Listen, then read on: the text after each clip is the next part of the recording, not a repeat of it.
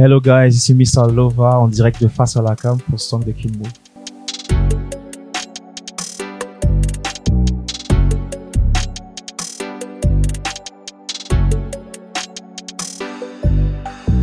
Bonjour Song de Kim, déjà merci pour l'invitation. Bon, moi c'est Ariel, je m'appelle Ariel, chanteur congolais, je suis connu sur les réseaux en tant que Ariel de Mr. Lova.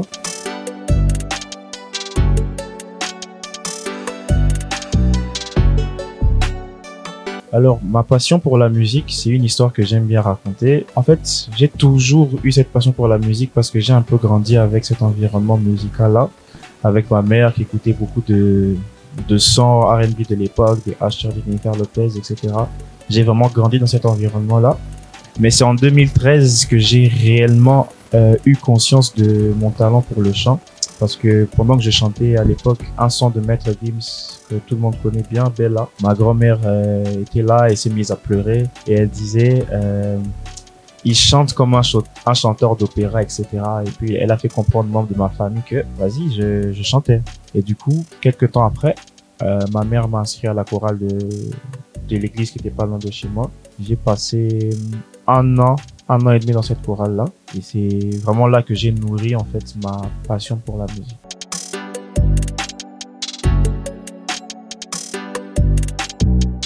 Là, je vais commencer par répondre par les principales inspirations.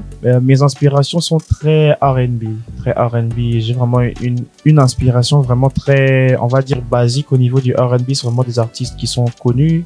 Chris Brown, Usher, pour citer aussi les femmes, il y a Beyoncé, Rihanna, vraiment beaucoup d'artistes R&B comme ça. Et c'est vraiment ça, en fait, qui conditionne mon style de musique. Ça veut dire que je me considère comme étant un chanteur de R&B, mais aussi polyvalent, aller dans l'afro, etc. Mélanger un peu les deux univers afro R&B et c'est ça qui fait mon style.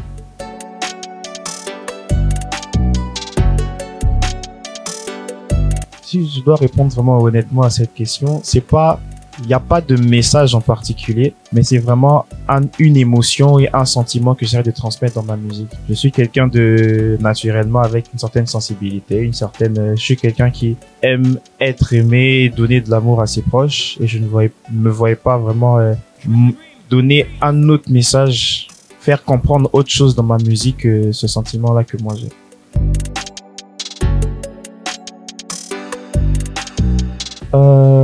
Les meilleurs souvenirs, en fait, chacun des événements auxquels j'ai presté ou j'ai été invité ont eu chacun un impact différent sur ma vie. Par exemple, j'ai eu à faire beaucoup de grandes scènes, mais la première grande scène que j'ai eu à faire, c'est au concert de Dadju en 2021. J'étais en première partie. C'était vraiment la première scène, c'était la première fois que je me produise devant une telle foule. Et mais vraiment, le meilleur souvenir que j'ai eu de moi sur scène, c'était à mon premier événement à moi-même. C'était un concert, en août 2022 au Champagne Bar. C'était, on va dire, ma présentation au grand public quand j'ai eu à signer chez GKP. C'est vraiment la présentation en fait. Et il y avait une atmosphère, il y avait quelque chose qui s'était passé ce soir-là qui m'a fait encore plus aimer la voix que j'ai choisie en fait. Donc c'était vraiment ce jour-là, c'était vraiment le meilleur souvenir que j'ai sur scène, c'était au Champagne Bar. Ouais. Déjà, avec GK Project, ça a commencé grâce à la Zuba Boy Session. Faut savoir que je suis un fan de P-Sun, Zuba Boy, shout out to you. Mais ouais, ça a vraiment commencé comme ça. Un peu comme je me disais, bon, je vais m'inscrire à la Zuba Boy Session. On va voir si on me prend, si on me prend pas. Et finalement, je me suis inscrit. D'ailleurs, c'était même pas par moi-même. C'est vraiment des amis qui m'ont dit, inscris-toi, peut-être qu'ils vont te prendre, etc. On sait jamais. Alors du coup, je me suis inscrit. Je pense c'était un jeudi ou un vendredi. Et le mardi qui a suivi, je reçois un appel. Quelqu'un qui m'appelle pour me dire allô, c'est monsieur Ariel, oui, ici Madame Grace Kaumba, parce qu'on a vu votre profil sur vous êtes inscrit sur Zuba Boy Session, nous sommes intéressés par votre profil, etc. On aimerait vous rencontrer. Et moi je me suis dit c'est qui m'appelle comme ça? Peut-être que bon, c'est pour rigoler. Je me dis bon, ok, vas-y, on va aller voir c'est quoi, c'est qui Grace Kaumba, etc. Du coup, j'arrive, le mardi qui a suivi, on a annulé l'entretien pour le reporter à jeudi. Du coup, le jeudi qui a suivi, je suis allé. J'arrive dans les bureaux, etc. Je rencontre Madame Grace, effectivement. Déjà, rien qu'en la voyant, en voyant la structure, les bureaux, etc., je me suis dit, ok, c'est sérieux. Parce que avant ça, j'avais déjà eu à rencontrer certaines personnes, mais c'était vraiment jamais quelque chose de sérieux comme ça. Quand je suis arrivé, j'ai parlé avec elle, je suis accompagné de mon manager ce jour-là. On a parlé, on a échangé, etc. Et c'est là qu'elle m'a fait comprendre que même si je m'étais inscrit pour la Zuba Boy Session, elle était intéressée par mon profil pour me produire hors la Zuba Boy Session. Et c'est vraiment comme ça que l'histoire a commencé. De fil en aiguille, il y a eu des séances de studio. Elle m'a présenté à certaines personnes avec qui j'ai eu à travailler. Et vraiment, ça s'est fait dès l'instant où je me suis inscrit à la Zuba Boy Session. Ça s'est fait vraiment de manière très naturelle avec la structure. Jusqu'à aujourd'hui, on est là.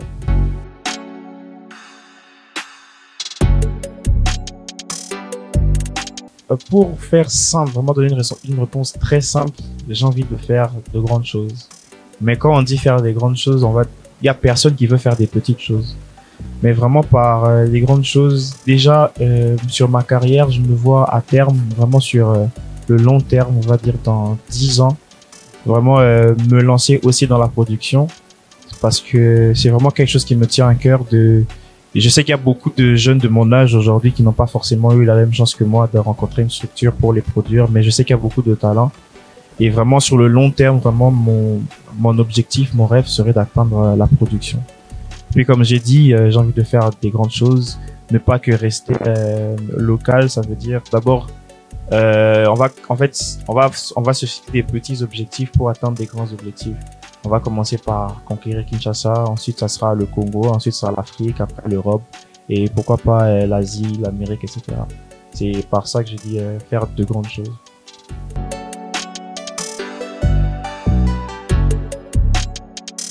Des artistes dont je rêve avec qui je rêve de collaborer. Déjà, on va mettre un de mes artistes préférés, c'est Taïk. Vraiment, lui, je sais que ça va le faire. Après, il y a des artistes comme Gez Mawete, il y a Levis, Rebo Chulo, Pissot, etc. Et vraiment, bon, si on doit vraiment, on doit rêver. Chris Brown.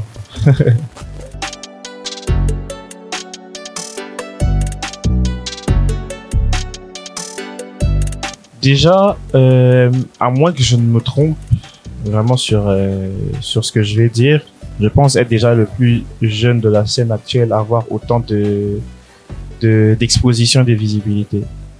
Déjà, étant déjà le plus jeune, ça veut dire que je me rattache plus à un public de mon âge et en dessous.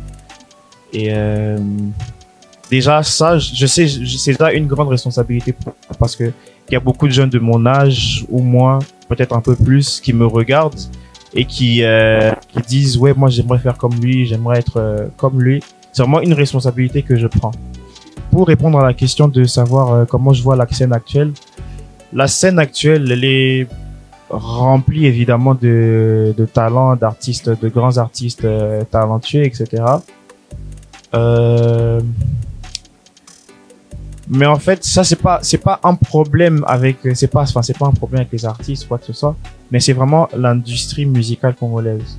On n'a pas une industrie suffisamment forte. Enfin, on a les talents, on a les connaissances, on va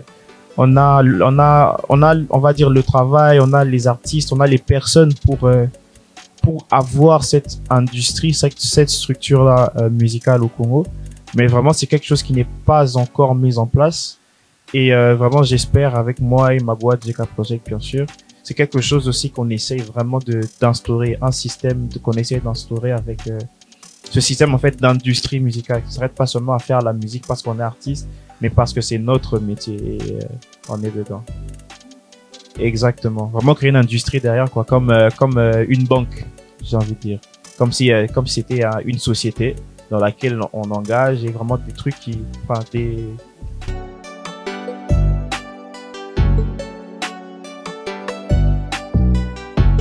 ils doivent s'attendre à beaucoup de choses. Pour ceux qui me suivent sur Instagram, sur tous mes réseaux, on a un concept qu'on a développé, c'est le concept de Loveland, où il y a des sons à débloquer et évidemment un concert, des événements à débloquer aussi. Et vraiment, c'est sur ça qu'on va, c'est sur ça en fait qu'on travaille avec ma fanbase, ceux qui me suivent sur Insta et ceux qui me suivent pas, bah, faut me suivre comme ça, vous allez comprendre en fait de quoi il s'agit. C'est vraiment un concept qu'on développe avec la fanbase pour, en fait, c'est comme si je leur donne ce qu'ils me demandent. Ça veut dire qu'il y a des étapes, il y a des paliers à développer. Et, voilà quoi. Sur les mois à venir, c'est vraiment sur ça qu'on va travailler. Il y aura des sorties de singles, il y aura des clips, il y aura des événements, etc. Donc, dans les mois à venir, c'est sur ça vraiment qu'on travaille.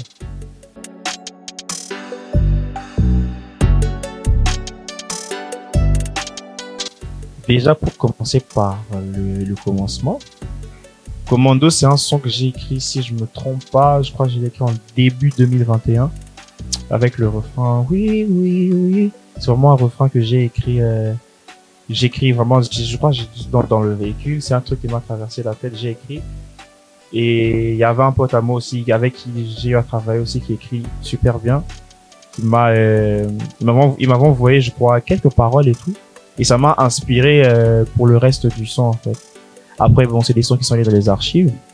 Et puis, pour revenir, quelques mois après, 2020, 22, 23, j'ai eu à travailler avec Kiss Beats en studio. C'est vraiment avec lui qu'on a vraiment fait évoluer la chose, j'ai envie de dire. Ça veut dire que j'avais un refrain, j'avais quelques paroles, mais vraiment on a travaillé sur l'instrumental avec lui, sur la production, etc., sur on va dire la direction artistique de la chanson. On a travaillé ça vraiment avec Kiss Beats. Et pourquoi Commando? Bah, si on suit bien les paroles, je dis gardien de ton cœur, je suis ton soldat. C'est moi qui te guide, tu n'es pas. J'ai braqué ton cœur, j'ai dit hold up. Donc vraiment, Commando en fait, c'est pour montrer le côté de celui qui guide en fait, celui qui est devant, c'est lui la tête. Donc ça veut dire ne t'inquiète de rien. Moi, je suis ton commando. Tu n'as qu'à me suivre en fait. Et on va avancer, on va faire les choses bien. Parce que si tu me suis, voilà, je suis ton commando. Donc, en gros, c'est ça. Et par rapport au clip, par rapport au script, etc., c'est un script que on a eu à travailler avec Grace Kaumba, ma productrice, qui était aussi derrière le script, derrière justement la réalisation de ce clip-là. On a travaillé, il y avait des idées, j'avais plein d'idées en tout cas, mais on va dire que elle a canalisé les idées pour vraiment donner quelque chose de potable, de faisable, de réalisable aussi dans le temps.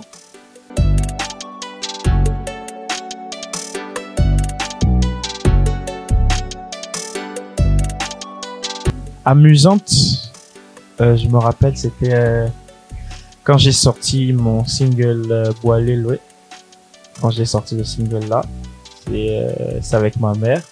Déjà ma mère, faut savoir que avant que je sorte un son, je lui ai fait écouter en exclu. Il y avait plusieurs sons que je lui ai fait écouter. Je lui ai fait écouter Boalé, elle m'a dit cette chanson tu ne la sors pas parce que c'était un peu trop explicite à son goût avec des mini ça, petit ça, etc. C'était un peu trop explicite à son goût.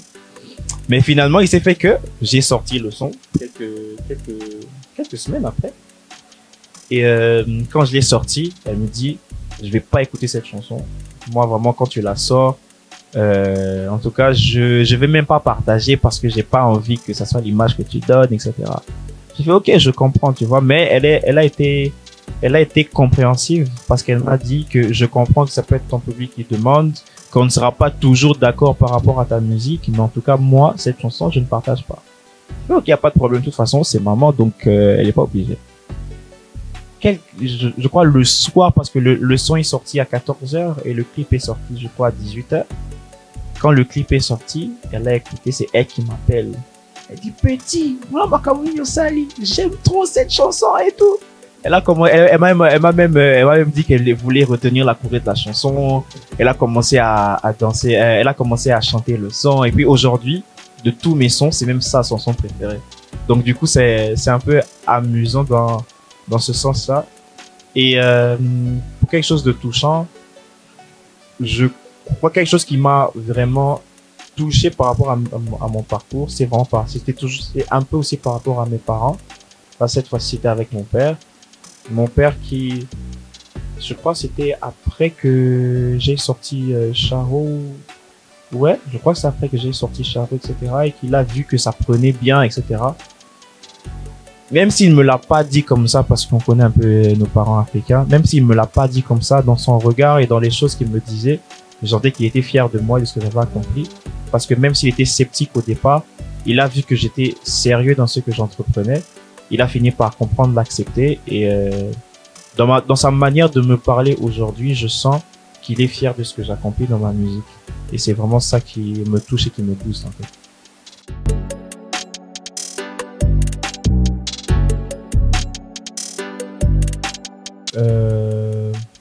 Déjà, merci à Sound the King pour l'invitation. Si je dois faire quelques mabanga, je vais saluer bien sûr ma structure GK Project. Je vais saluer mon manager Samuel Evops, ma mère, parce que je suis entouré de beaucoup de femmes quand même, hein, dans ma famille.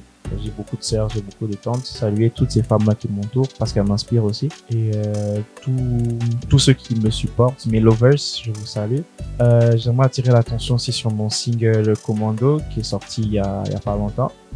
Vraiment, allez le streamer. Et si vous me cherchez sur les réseaux, c'est Ariel Misalova sur Instagram, Ariel Misalova sur Insta et sur Facebook et sur Snapchat. Sont là mes réseaux. Et voilà quoi.